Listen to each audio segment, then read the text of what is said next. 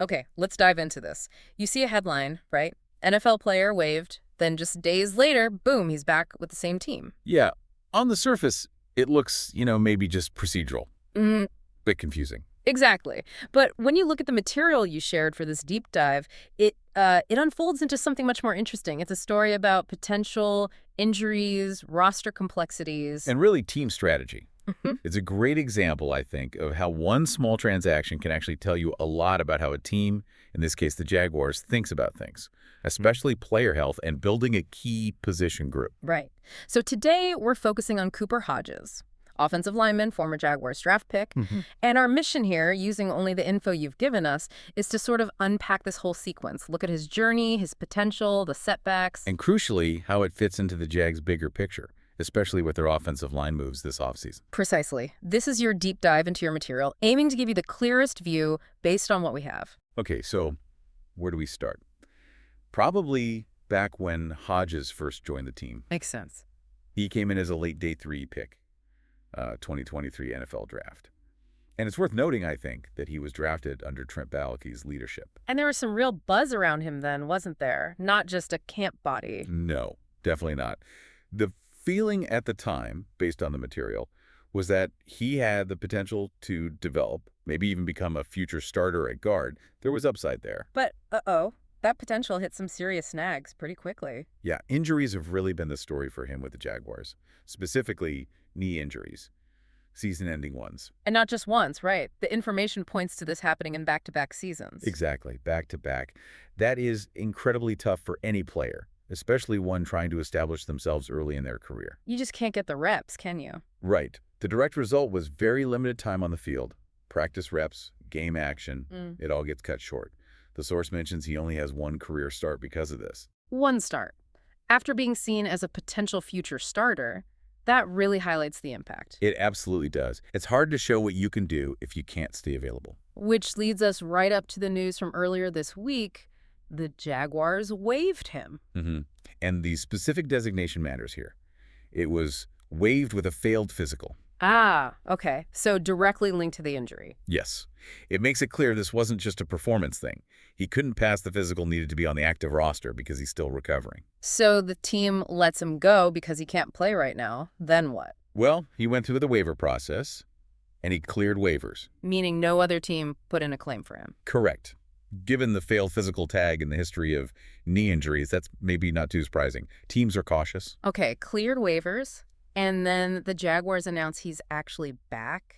That feels like the twist. It does seem counterintuitive at first glance, yeah. But the way he came back is key.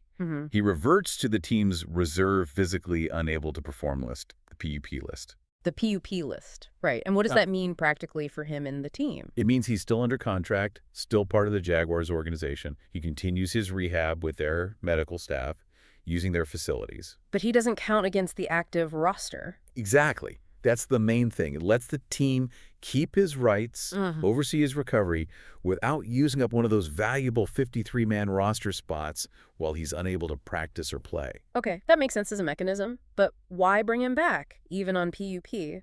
Especially considering, as the material notes, the current Jaguars regime doesn't have those original ties to him from when he was drafted. That is an interesting point. Often a new regime might clean house a bit. Right. Move on from picks made by the previous group. But here they make a move to keep Hodges around, albeit in this specific injured status. And I think you have to see this decision in the context of their broader strategy this offseason, particularly what they've been doing with the offensive line. And they have not been quiet about the O-line, have they? Not at all. The information you shared makes it really clear. They went into this offseason with a plan.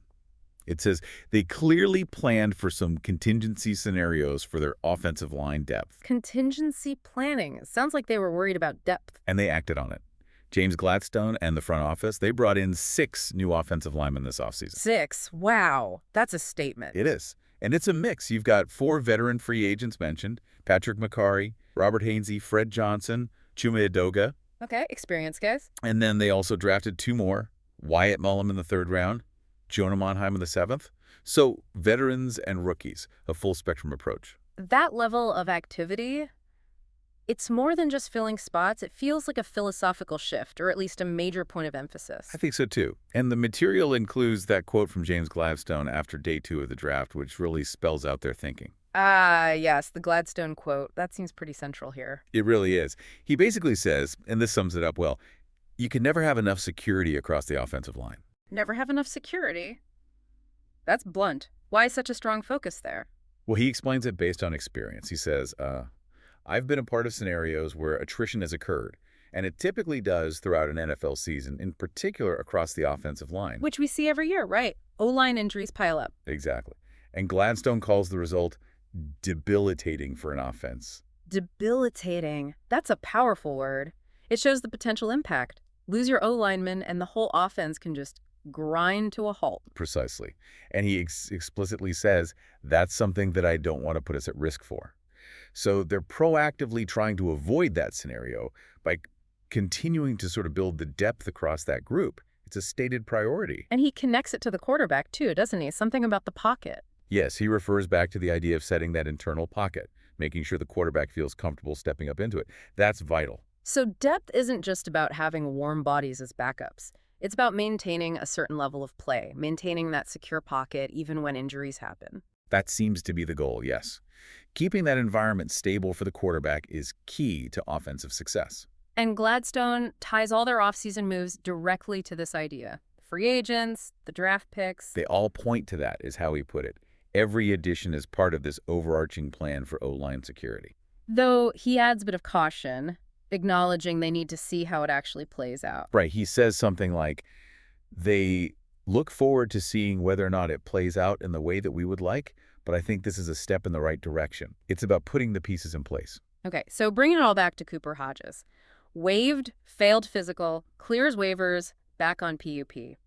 How does that specific sequence fit into this massive O-line depth strategy, especially when the current leadership didn't draft him? Well, I think it suggests that even with the injuries, even without that prior connection, they see potential value there, potential future depth. So it's a low-risk hold. Essentially, yes. Bringing him back on PUP after he cleared waivers cost them very little in terms of immediate roster resources. He's not ready now, clearly. But maybe later. That's the gamble, isn't it? If he can finally get healthy, recover fully from these serious knee injuries, maybe he can still become a part of that deep rotation they're building. So keeping him on PUP keeps that option open. It aligns with the never have enough security philosophy. Exactly. It's a way to retain a player who, remember, was once viewed as having starting potential without impacting the current active roster build. It's another layer, albeit a currently injured one, in their depth chart planning.